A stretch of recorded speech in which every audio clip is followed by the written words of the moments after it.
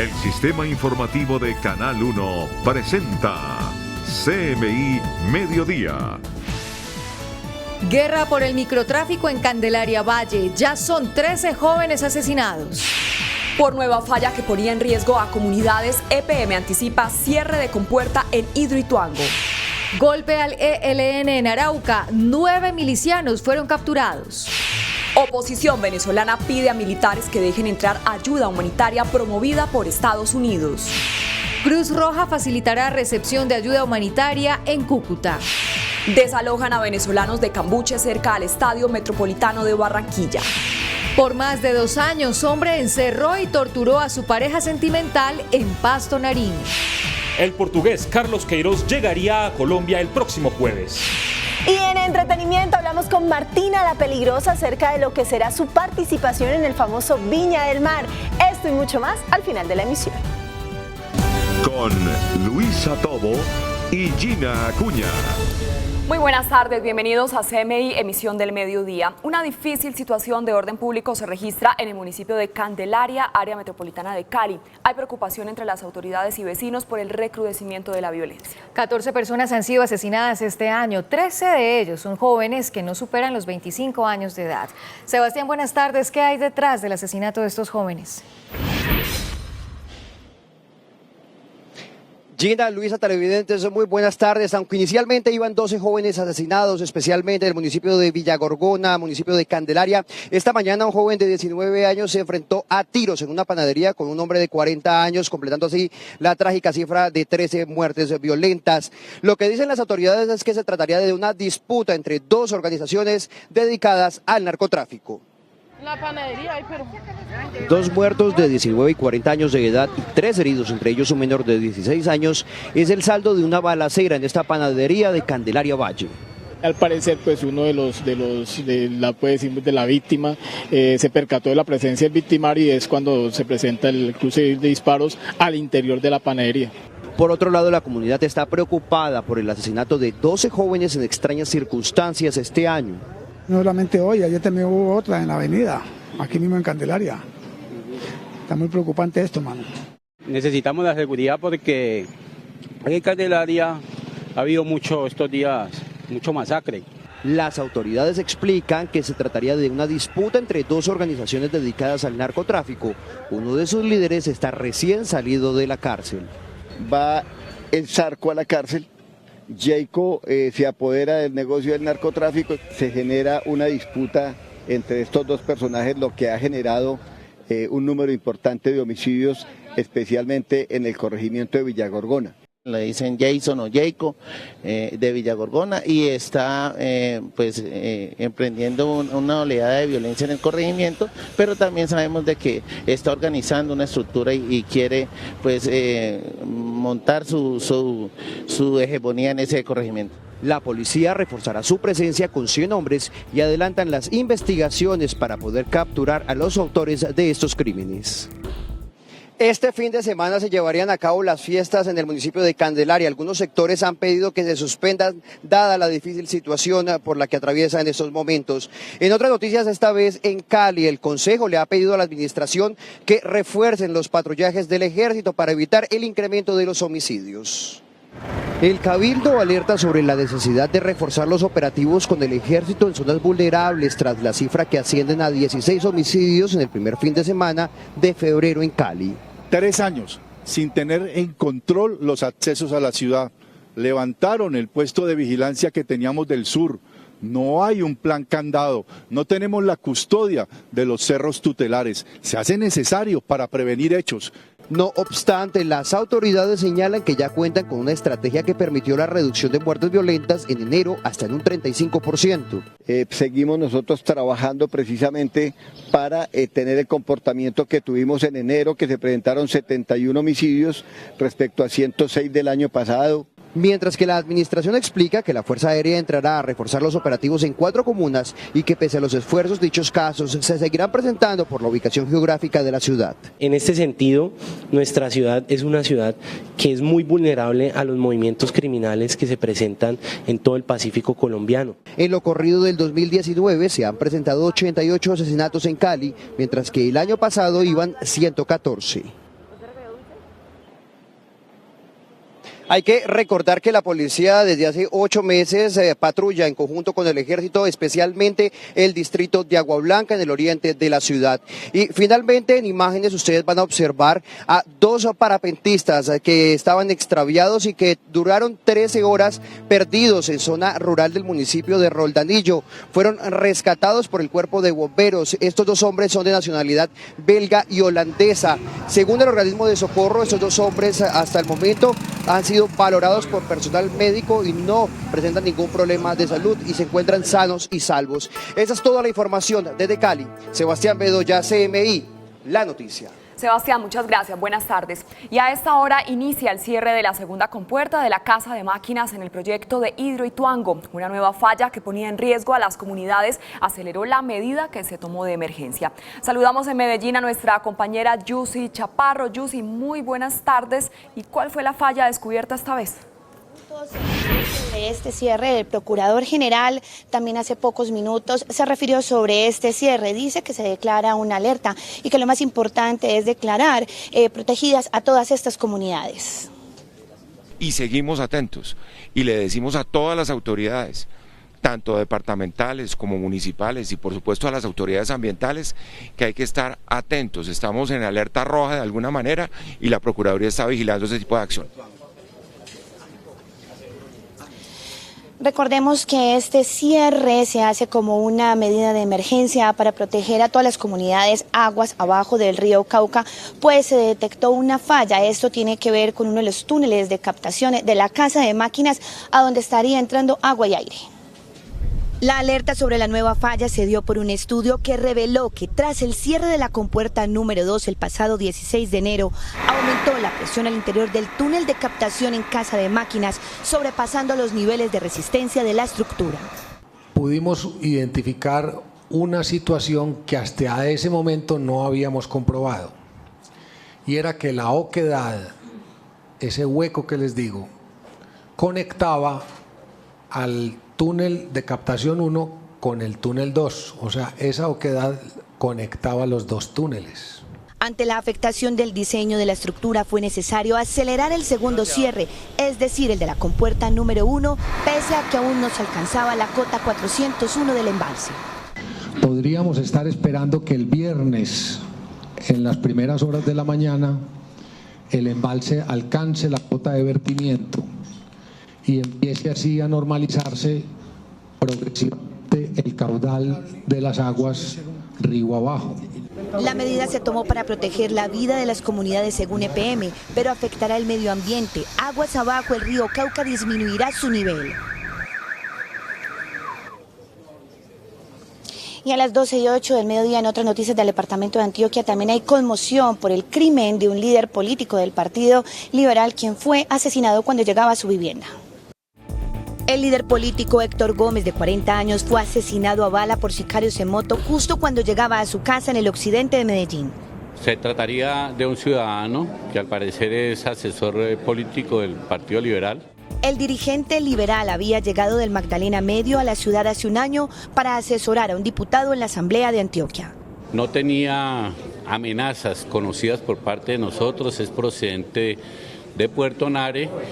El cuerpo técnico de investigación realiza el levantamiento correspondiente y ya con la Fiscalía General de la Nación inician las investigaciones. Durante su carrera en la política fue allegado a importantes mandatarios y personalidades.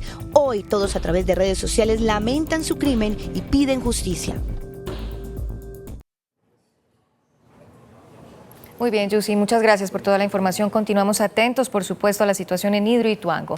Una fuerte ofensiva mantienen las autoridades contra el ELN en el departamento de Arauca. En el marco de la operación Sarare 2 se logró en diferentes operativos la captura de 9 presuntos integrantes de las redes de apoyo de esa guerrilla. Las capturas se lograron en diferentes operativos adelantados por Ejército y Policía en los municipios de Saravena, Tame y Arauca.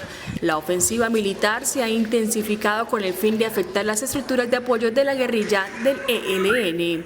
3 en el municipio de Saravena, como continuación de la operación Sarare 2, y 3 más en el municipio de Arauca. En el casco urbano del municipio de Arauca también se dieron 2 capturas importantes, donde se recuperó material de guerra. El ejército resaltó que con los recientes operativos se han dado fuertes golpes a las estructuras dedicadas a realizar labores de inteligencia para cometer atentados, extorsiones y secuestros. En el desarrollo de la operación Sarare, las autoridades reportaron ya la captura de por lo menos 12 personas integrantes de las redes de apoyo al ELN, responsables también de varios homicidios. El presidente de Venezuela, Nicolás Maduro, reiteró su intención de convocar elecciones legislativas en lugar de las presidenciales y pidió a Dios para que no llegue una invasión de Estados Unidos.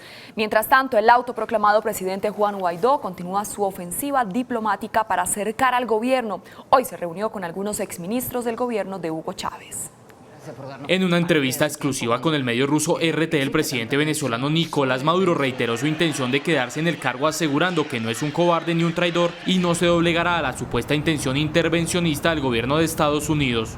Pido a Dios, soy un cristiano practicante, que nuestro país no llegue a una invasión y a un estado de resistencia armada de nuestro pueblo frente a una invasión norteamericana. En cuanto a la convocatoria a unas elecciones presidenciales, el mandatario insistió en unos comicios legislativos. Las únicas elecciones que están pendientes en Venezuela son las del Parlamento, que de acuerdo al cronograma constitucional deberían ser en el 2020. Yo he propuesto que se convoque a elecciones adelantadas del Parlamento. Al ser cuestionado sobre la entrega de ayudas humanitarias de la comunidad internacional, Maduro replicó que el imperialismo no le ayuda a nadie. Es un show político. Dime en qué lugar del mundo han llevado ayuda humanitaria. Lo que han llevado es bombas para destruir Afganistán, Irak, Libia, Siria. Guaidó fue considerado por Maduro como un muchacho que es tan solo un instrumento y aseguró que está dispuesto a dialogar con los verdaderos líderes de la oposición. E incluso durante la jornada de hoy se reunió con varios exministros del gobierno del fallecido Hugo Chávez. Sin embargo, el jefe del Parlamento venezolano sigue cosechando un contundente respaldo internacional que busca acercar a Maduro. Guaidó convocó para el próximo 14 de febrero a una cumbre sobre la asistencia humanitaria para su país en la sede de la Organización de Estados Americanos, mientras Carlos Vecchiu, su representante diplomático en Estados Unidos, al discurso del Estado de la Unión que el presidente Donald Trump pronunciará esta noche. Y tras el reconocimiento expresado por 20 países de la Unión Europea, el líder opositor ya tiene una lista de embajadores para estas naciones, mientras el bloque comunitario anunció una ayuda de emergencia adicional de 5 millones de euros y aspira a abrir una oficina humanitaria para canalizar directamente la ayuda. Autoridades colombianas, delegados de Estados Unidos y diputados venezolanos instalaron el puesto de mando unificado en el Puente Internacional de Tienditas, donde se va a coordinar el centro de acopio de las ayudas internacionales para Venezuela. Carlos, buenas tardes. ¿Cómo funcionará este centro de acopio? Buenas tardes, Luisa y Gina. A esta hora me encuentro a la entrada del Puente Internacional de Tienditas, donde ya empieza el movimiento de las autoridades tanto de Colombia, de Estados Unidos como de Venezuela para coordinar toda la logística del ingreso de las mercancías, desde medicamentos, alimentos, en esta ayuda humanitaria internacional. Las instalaciones están muy bien terminadas, está apto para el proceso que se va a hacer y realmente es el punto ideal el que escogieron para hacer este importante proyecto. El Puente de Tienditas tiene bodegas, oficinas y es un sitio con la infraestructura para este centro de acopio. Estuvo una delegación de Estados Unidos, por los que van a dar las ayudas y que se habló ahí, se analizó en la reunión. Estuvieron los diputados por parte de Guaidó y estuvieron los del PMO. Los migrantes venezolanos llegaron hasta este punto para conocer cómo se va a realizar este proceso. Y como todos en la expectativa, a ver si a ese hombre por fin se le ablanda el corazón y recibe esta ayuda para todos los venezolanos. Quiero ser testigo de la ayuda humanitaria que viene de otros lados a Venezuela. Quiero ver que esa ayuda llegue hasta allá. Quiero ver qué pasa con mi país. Por ahora, las reuniones de las autoridades de Colombia, Estados Unidos y Venezuela han sido privadas y el ingreso a la prensa al puente no se ha permitido. Esta tarde son esperados en Cúcuta más integrantes de la delegación del presidente Guaidó para coordinar el ingreso de las mercancías a Venezuela. La información desde el Puente de Tienditas, Carlos Salazar, CMI, La Noticia. Carlos, muchas gracias. Precisamente frente a este tema, el Movimiento Internacional de la Cruz Roja informó que no pueden participar en la entrega de asistencia humanitaria internacional a Venezuela desde Colombia si no hay un acuerdo previo con esas entidades. El representante del Comité Internacional de la Cruz Roja en Colombia explicó la razón por las que esta entidad no participará en la entrega de asistencia humanitaria internacional al vecino país de Venezuela. Para nosotros el término humanitario es el término que debe ser protegido. Hay que saber que el término humanitario es protegido por los principios fundamentales. Estos son independencia, estos son imparcialidad y estos son neutralidad. Señaló que la ayuda que está llegando a Colombia tiene otros fines, por lo que considera que tiene otros intereses y que la Cruz Roja respeta. Nosotros no participamos en lo que no es para nosotros una ayuda humanitaria. El jefe del organismo internacional señaló que la Cruz Roja está siempre dispuesta a ayudar en temas humanitarios, siempre y cuando haya un permiso de las partes. La Superintendencia de Salud interviene en el Hospital San Jerónimo de Montería por los graves hechos de corrupción que se presentan en la institución desde hace 10 años. Los graves hechos de corrupción en la firma de contratos, el mal manejo de los recursos, la insalubridad en la parte locativa y la mala atención a los pacientes llevaron a que la Superintendencia de Salud interviniera en forma inmediata el Hospital San Jerónimo de la ciudad de Montería, acompañados por la fuerza pública. Encontramos problemas de salubridad al interior del hospital que ponen en riesgo la salud de los pacientes, incluso de las personas y de los trabajadores que allí están asistiendo. Afirma la delegada que no se presentarán traumatismos en la atención a los pacientes. Para los pacientes esperamos implique cosas, pero cosas buenas, es decir, no hay interrupción de los servicios, lo que hacemos es mejorar. Nuevo atentado contra el oleoducto trasandino en el departamento de Nariño, en el sector de Pailón, entre Junín y Tumaco. Lorena Caicedo con el reporte. Lorena.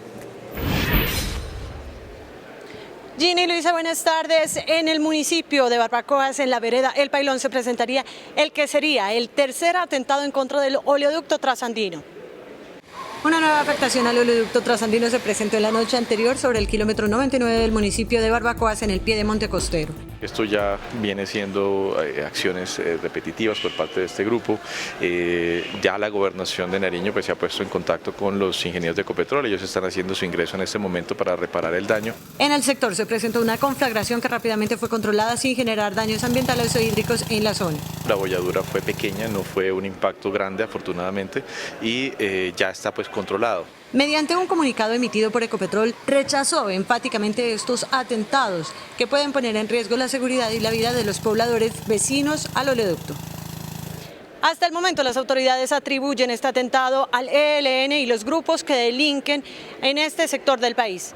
Desde Pasto, Lorena Caicedo para CMI La Noticia. Lorena, muchas gracias. La Unidad de Investigación y Acusación de la JEP envió un equipo de fiscales al departamento del Caquetá para establecer el paradero y las actividades recientes de Iván Darío Velázquez, alias El Paisa.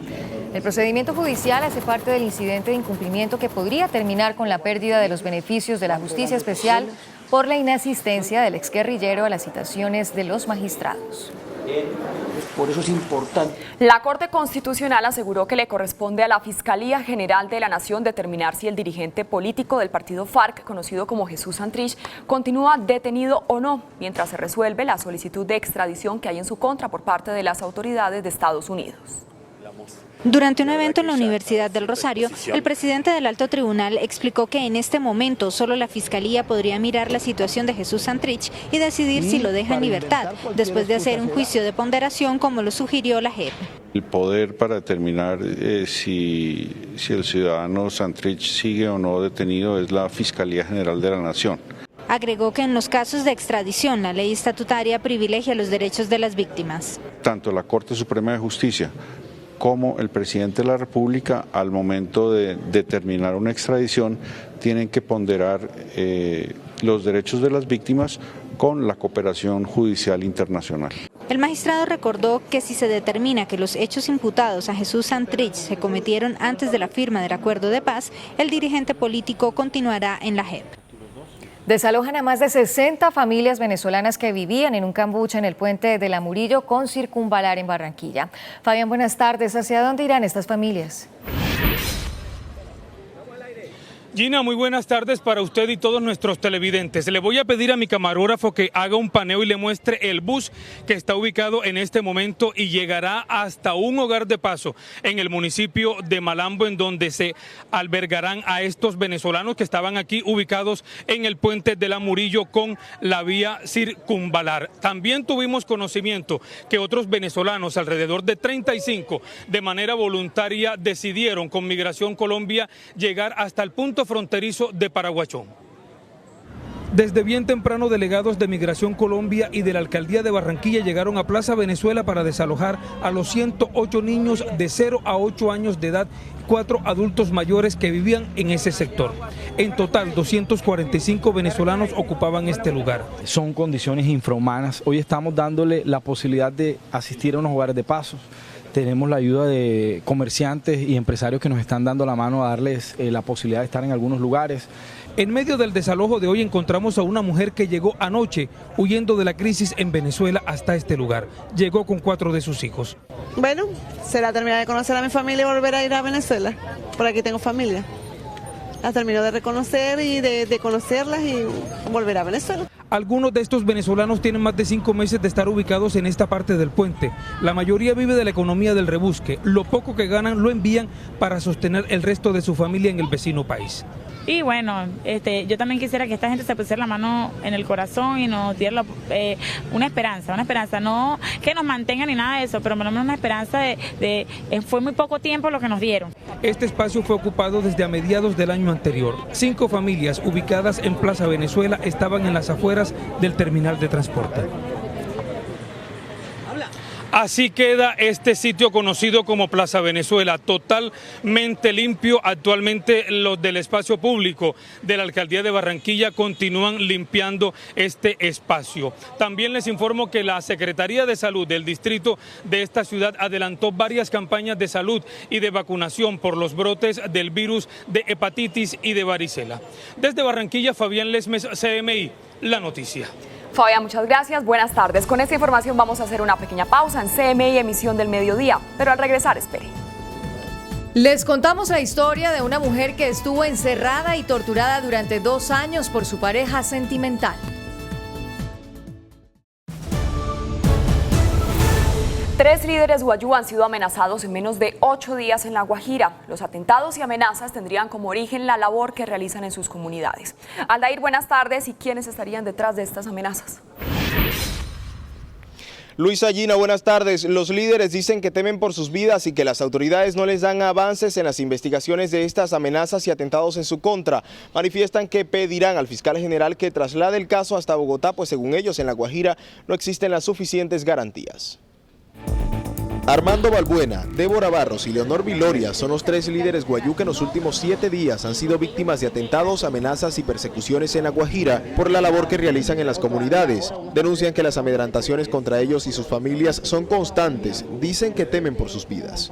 Amenazas verbales por medio de mis compañeros de trabajo, seguimientos a mí, interceptación de mi hija, seguimientos a mi hermana. Vinieron a matarme, no lograron su objetivo porque no tengo un impacto de arma en mi cuerpo ni nada de eso, pero sí alcancé a ver cómo los hombres venían hacia mí. Anunciaron que pedirán al fiscal general el traslado de sus casos a Bogotá por la falta de garantías en el departamento.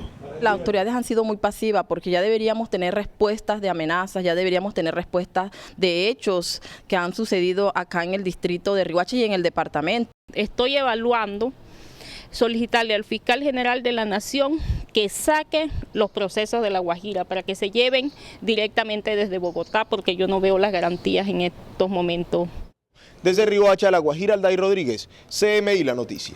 Aldair, muchas gracias. Y de los 343 líderes sociales asesinados en el país, 44% ocurrieron en sus hogares y la mayoría fueron efectuados sin amenazas previas. Así lo determinó un informe de la Comisión Colombiana de Juristas que estableció que en el 2018 fue el año en el que los líderes sociales recibieron más atentados. Según el informe denominado ¿Cuáles son los patrones de asesinato a líderes sociales en el posacuerdo?, solo 33 de las 343 víctimas identificadas fueron amenazadas previamente, lo que quiere decir que a la mayoría los asesinaron sin advertencias anteriores. Gran parte de estos casos quedaron en la impunidad. 95.5%. Los capturados son muy pocos. El sicariato es el modus operandi de los victimarios. 44% de los asesinatos y atentados ocurrieron en los hogares de los líderes. Lo que denota esto es que los asesinatos fueron cometidos con planeación del crimen. Paramilitares y disidencias de las FARC aparecen como los causantes de las muertes, pero lo que llama la atención es que los autores sin identificar ocupan el primer puesto. Están haciendo presencia hombres vestidos de camuflado con armas largas que no son de la región, pero que no sabemos a qué grupo pertenecen. Entre las organizaciones más afectadas están los líderes de juntas de acción comunal con 23% de las víctimas, líderes cívico-comunales 20%, líderes indígenas 12% y líderes campesinos 11%. El informe de la Universidad Nacional también señaló que de los 343 asesinatos a líderes sociales en el país, 82,5% fueron con arma de fuego, 4,6% con arma blanca y 1,6% con arma contundente. Los 5 departamentos con el mayor número de víctimas son Cauca, Antioquia, Norte de Santander, Valle del Cauca y Córdoba. En el 2018, el periodo donde más ocurrieron asesinatos a defensores de derechos humanos fue de enero a julio. Luisa. Gina, gracias. En otras noticias, comerciantes internos de Corabastos estarían violando la ley seca que empezó a regir el pasado 11 de diciembre del 2018. Denuncian que ciudadanos estarían adquiriendo normalmente licor al interior de los establecimientos. En este video se observa cómo, a pesar de que la alcaldía de Bogotá decretó ley seca al interior y alrededor de Corabastos, grandes distribuidores siguen vendiendo licor en la zona. Néctar verde. A 29.200. El panorama para los microcomerciantes es lo contrario. Denuncian que aunque tienen cerrados sus negocios desde hace 2 meses, la gerencia les sigue cobrando arriendo. Me llega el recibo de arriendo por 2.532.000 mensual. A ellos sí los dejan vender y a uno sí no lo dejan trabajar. Estamos quebrados y por eso salimos a marchar, y los mayoristas sencillamente no se unen a las marchas porque al parecer para ellos no hubo ley. Frente al panorama, el distrito es claro con lo decretado. Lo que queremos es transformar los comportamientos al interior de Corabastos y al exterior de Corabastos. Pero esa no es la única problemática. Algunos comerciantes aseguran que desde que empezó a regir el decreto no les permiten usar pipeta de gas en la central mayorista. Las pipetas de gas que son fundamentales para su actividad comercial, puesto que nunca ha sucedido ningún tipo de catástrofe dentro de la central. La ley seca en la UPZ 80 de la localidad de Kennedy y Corabastos regirá hasta el próximo 10 de marzo. Golpe al narcotráfico en varios departamentos del país. En Buenaventura fue hallado un camión en el que pretendían ingresar 400 kilos de cocaína para ser enviados a Bélgica. Y en Ipiales capturaron a 2 personas que llevaban 4 kilos de heroína hacia Ecuador. Dentro de la cabina de este camión la policía halló 12 tulas con 445 paquetes de 1 kilo de cocaína cada uno. El cargamento procedente de Cauca pretendía ser ingresado al puerto de Buenaventura para meterlo a los contenedores que iban a ser despachados hacia el puerto de Amberes en Bélgica. Hemos logrado sacar de las calles de las diferentes ciudades de Europa alrededor de 1.200.000 dosis. Y en el corregimiento del Pedregal del municipio de Imues, departamento de Nariño, las autoridades hallaron encaletadas en la parte trasera de este vehículo 10 botellas con 4 kilos de heroína. 2 personas fueron capturadas. Y uno de los caninos antinarcóticos alertó a las autoridades de un cargamento de marihuana que los uniformados hallaron dentro de estos tubos de PVC. El alijo iba a ser enviado a Roldanillo en el Valle del Cauca. Y esta noticia le interesa a quienes tengan previsto adquirir vivienda. Las cooperativas anunciaron que tienen listos 2 billones de pesos para financiar créditos hipotecarios a sus asociados. Para quienes tengan previsto adquirir vivienda, las cooperativas han dispuesto este año de 2 billones de pesos para créditos. 2 billones de pesos están disponibles desde el sector cooperativo para impulsar el acceso de más colombianos a vivienda digna. El presidente de Confecop explicó que se trata de préstamos con bajos intereses. Créditos que frente al mercado llegan a tener inclusive 6 puntos porcentuales por debajo del promedio de los demás actores financieros del mercado. Para acceder a esos créditos es necesario estar asociado a una entidad inscrita en el Fondo de Garantías de Cooperativas, FOGACOP. Lo primero que tiene que hacer es identificar a las cooperativas que están autorizadas por el gobierno, que están reguladas, que en materia de ahorro y crédito también están inscritas en el Fondo de Garantías de FOGACOP para que tengan la certeza absoluta, la confianza de que sus ahorros están debida y adecuadamente protegidos. En Colombia se estima que unas 6,5 millones de personas están afiliadas a las 4.000 cooperativas existentes. Mira la opción que hay en fincarraiz.com.co. Podemos encontrar lugares cerca de aquí. Ese apartamento está perfecto, llamemos. Ya casi encontramos nuestro nuevo hogar. Para una cita, por favor, por un apartamento. Ingresa a fincarraiz.com.co, buscas y encuentras, publicas tu mueble y te llaman. Esta es la historia de un colombiano desplazado por la violencia que llegó a Bucaramanga hace más de 20 años y en medio del rebusque es un ejemplo de vida. En el 2018, 234.000 personas llegaron a Santander desplazados por la violencia. Pablo Emilio Rincón es uno de esos compatriotas a los que el conflicto le quitó todo. Perdí 2 fincas, que ahí tengo las escrituras, perdí 400 reses, 12 mulas de carga. Ahora, a la sombra de un palo de mamón sobre la vía Bucaramanga, la costa, el único lugar del que no ha sido despojado, todos los días este hombre de 74 años le madruga la vida para tejer con sus atarrayas el sustento de sus hijos. Una aguja para tejer atarrayas, no más. La mañana me trae del apartamento donde estoy arrimado, porque estoy viviendo arrimado. Entre puntada y puntada, vive de los recuerdos porque ni clientes tiene para su pesca. Se vende, pero tengo como 3 meses que no vendo una atarraya. Ahorita en esta temporada de pescado que decían que había muy buen pescado, habían sacado y se puso barato, nadie me compró una atarraya. Con un plato de comida al día, sus vecinos calman su angustia y admiran su berraquera. Un ejemplo de superación. En otras noticias, aumentaron las denuncias por trata de personas para trabajos forzosos en Bogotá. De acuerdo con cifras de la Secretaría de Gobierno, los hombres estarían siendo las principales víctimas. 162 personas han buscado atención en el último año por ser víctimas de explotación sexual y trabajo forzado en Bogotá. El secretario de Gobierno, Juan Miguel Durán, reveló que de 62 personas que requirieron protección, 32 fueron hombres. No es solamente explotación sexual, también está trabajo forzado, también hay tráfico de órganos, mendicidad ajena, hay otras tipologías que hay que estar muy pendientes. Oscar Silva, como lo llamaremos para proteger su identidad, fue víctima de este delito en la capital colombiana.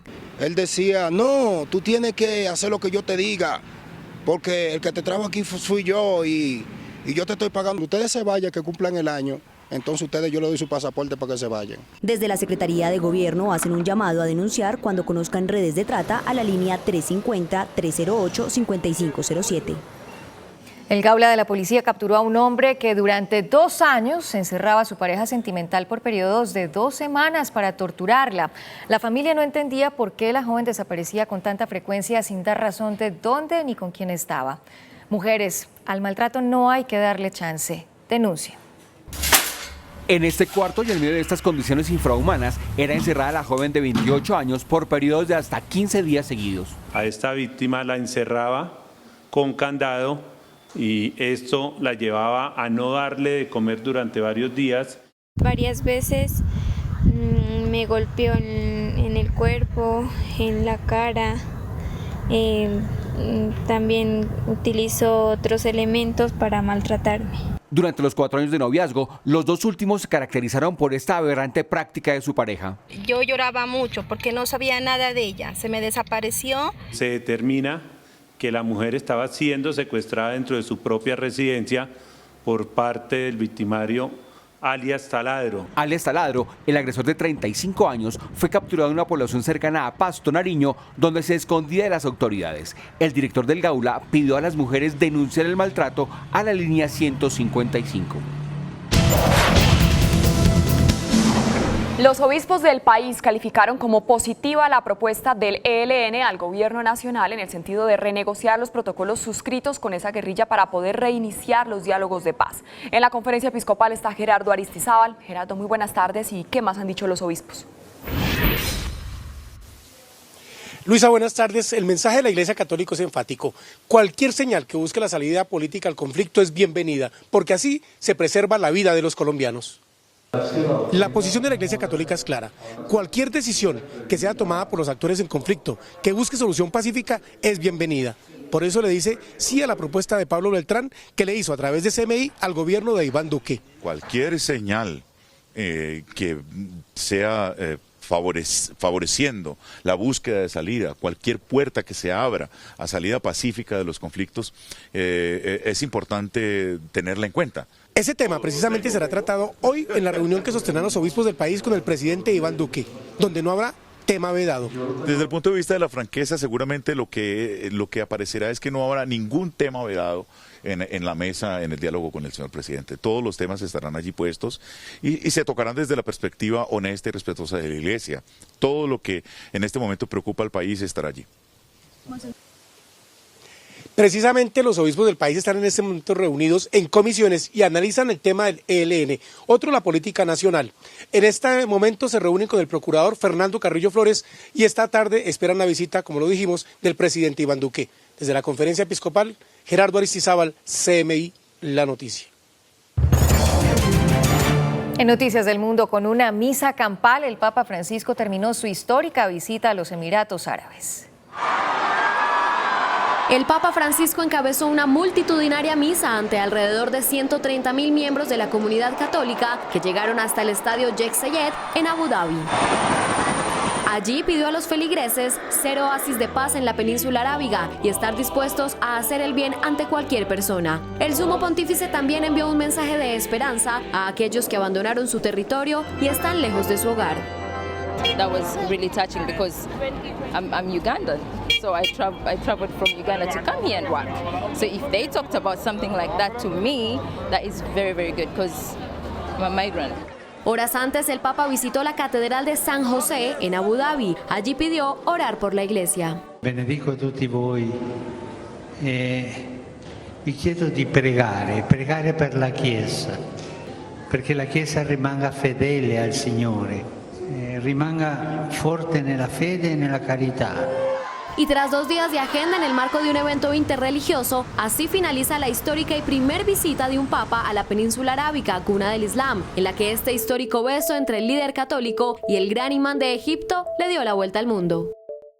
Nueva derrota para la izquierda centroamericana. Nayib Bukele, de la Gran Alianza Nacional, derrota al Frente Farabundo Martí después de 10 años de estar en el poder. Hemos ganado la presidencia de la República. La elección del izquierdista Nayib Bukele como presidente de El Salvador marca hoy un hito histórico en el país centroamericano, al poner fin a la tradición bipartidista que durante más de 3 décadas reinó en la nación.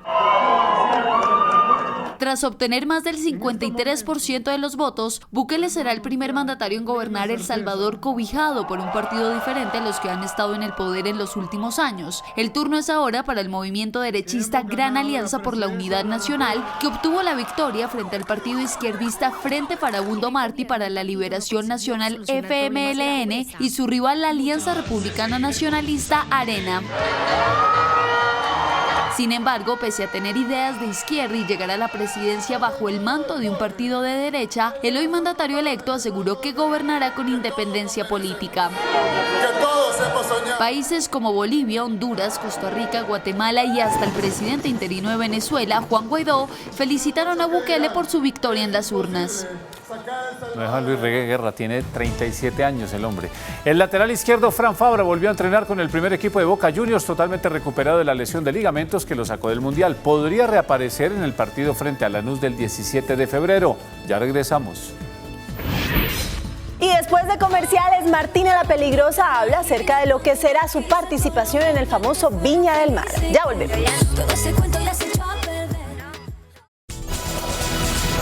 Hola, buenas tardes. Deportes Tolima festejó su primera victoria del semestre por la Liga, jugando como local en el Estadio de Techo, donde superó 2-0 a las Águilas de Río Negro. En el penúltimo juego de la fecha 3 de la Liga Águila, el Deportes Tolima conquistó su primer triunfo en el campeonato y vuelve a demostrar que Bogotá es una plaza que le viene bastante bien para hacer las veces de local, pues de 19 partidos que ha disputado en el Estadio de Techo, suma un total de 12 victorias, 5 empates y solo 2 derrotas. Sin embargo, la fecha acaba hoy con el juego entre Alianza Petrolera y un muy necesitado Independiente Santa Fe, que puede llegar a tener novedades si no suma puntos en Barranca Bermeja. Uno es profesional, uno tiene muchos años y hay muchos jugadores que tenemos muchos años en esto como para entender que por 2 partidos no nos podemos volver locos. De momento, Tolima escaló al puesto 12 de las posiciones, sumando 3 puntos. Alianza aparece un escalón abajo con menos goles a favor. Santa Fe asoma en la casilla número 17 con solo una unidad, mientras que Río Negro Águilas cierra la tabla con 0 puntos en 3 salidas. Sorpresivamente renunció a la dirección técnica de Sporting Cristal de Perú. El técnico barranquillero Alexis Mendoza había llegado apenas el 14 de enero. Más deportes a continuación. De no haber novedades de última hora, el portugués Carlos Queiroz llegará a la ciudad de Bogotá el próximo día jueves para cerrar su contrato con la Federación Colombiana de Fútbol y el viernes de esta semana sería presentado como nuevo técnico de la Selección Colombia. El también portugués José Mourinho fue sentenciado a 1 año de prisión por el fisco español por haber incurrido en evasión de impuestos durante los años 2011 y 2012. Pena que no cumplirá, pero a cambio deberá pagar una multa de 3.182.500 euros. A pesar de la fractura en el quinto metatarsiano de su pie derecho, la superfigura brasileña Neymar Jr. disfrutó por lo alto de su cumpleaños número 27, en una fiesta en la que compartió con figuras como Dani Alves, Kylian Mbappé, entre otros. Los espero en emisión central con el juego Alianza Petrolera Santa Fe, que cierra esta noche la programación por la tercera fecha de la Liga. Nos vemos a las 9 porque llega todo el entretenimiento con Luz Ángela Tobón.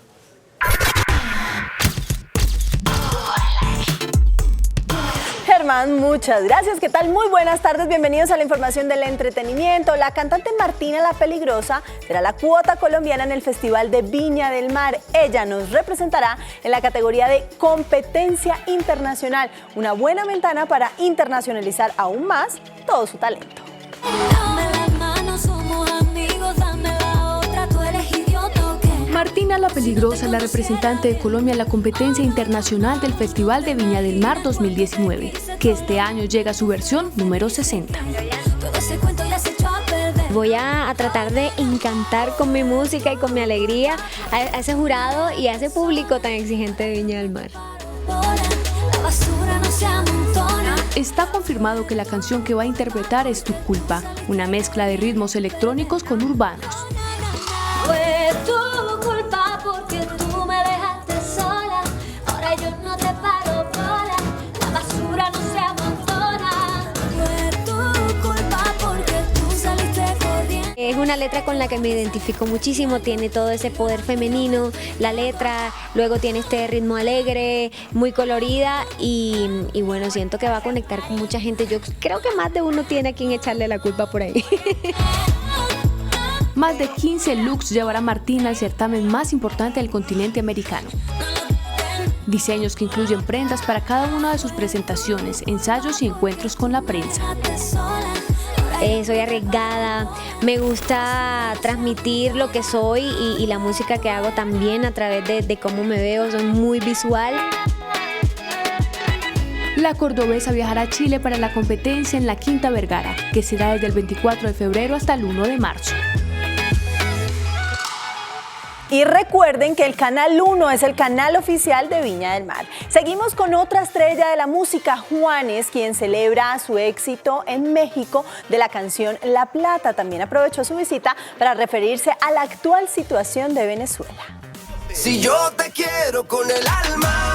Para Juanes, la situación de Venezuela nunca ha sido ajena y siempre se ha solidarizado, lo cual ahora no ha sido diferente. Por estos días el paisa está en México recibiendo el éxito que le ha dado su más reciente tema, La Plata.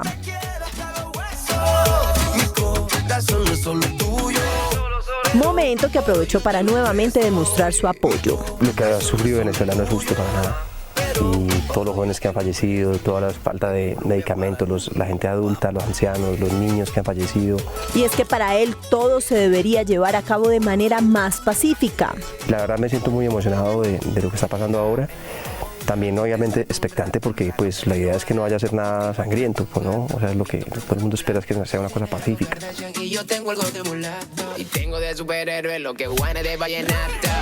Juanes prepara su nuevo álbum para el segundo semestre del año y se presentará en los festivales Vive Latino de México y la edición chilena de Lollapalooza.